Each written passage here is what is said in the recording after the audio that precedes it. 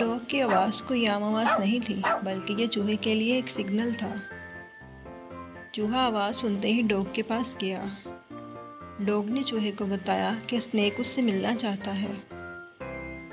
उसने बताया कि स्नेक ने चूहे से कोई ज़रूरी बात करनी है।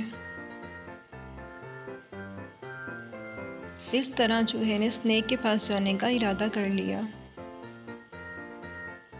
जंगल में काफ़ी देर गायब रहने के बाद फायरफ्लाई और आउल चूहे के बारे में परेशान होने लग गए। वो दोनों अपने दोस्त एलिफेंट के पास गए ताकि वो चूहे के बारे में उनसे मालूमात ले सकें। इस तरह फायरफ्लाई और आउल चूहे के पास पहुंच गए।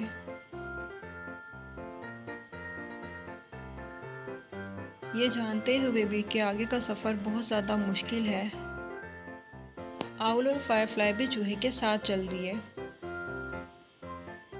स्नेक के पास पहुंचते ही स्नेक ने चूहे को बताया कि जंगल पर बहुत बड़ी मुसीबत आने वाली है। स्नेक ने चूहे को बताया कि उसे हिम्मत से काम लेना होगा और सिर्फ वही है जो इस जंगल को इस मुसीबत से निकाल सकता है।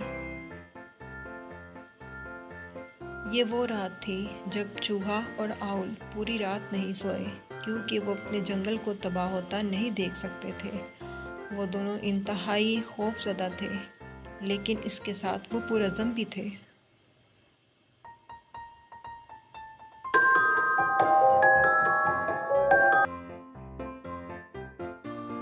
स्नेक ने चूहे को बताया कि आगे का सफ़र उसे अकेले ही तय करना पड़ेगा, क्योंकि जंगल का शैतान ज़्यादा लोगों से मिलना पसंद नहीं करता। चूहे ने शैतान से पूछा कि वो जंगल में क्यों आया है, तो शैतान ने कहा कि वो इस जंगल को अपना घर बनाना चाहता है। इस पर चूहे ने कहा कि ये जंगल तो पहले ही बहुत से जानवरों का घर है और वो सब यहाँ पर हंसी खुशी रहते हैं। इस पर शैतान ने चूहे से वादा किया कि वो जंगल के जानवरों की ज़िंदगियाँ तबाह नहीं करेगा। और इस तरह से चूहे की अक्लमंदी से एक बार फिर से तमाम जानवरों का घर बच गया।